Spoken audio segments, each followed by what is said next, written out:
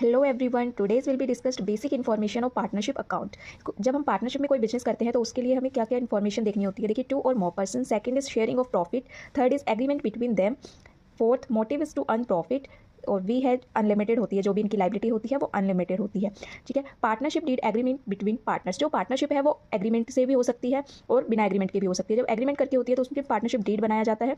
उसके अंदर कुछ इन्फॉर्मेशन होती है, तो कौन कौन सी इन्फॉर्मेशन गिवन होनी चाहिए। Name of the firm and address, name of the partner and address, nature of business, किस नेचर का बिजनेस है आपका, salary, commission, interest on capital, interest on drawing, profit sharing ratio, bank account बनेगा in case of admission of new partners, methods of accounting की किस accounting को किस method से आप कर रहे हैं इन केस ऑफ रिटायरमेंट। ठीक है। जब पार्टनरशिप डीड बनी होती है तो आपकी सैलरी भी बढ़ती है, कमीशन भी बढ़ता है, इंटरेस्ट ऑन कैपिटल भी बढ़ता है।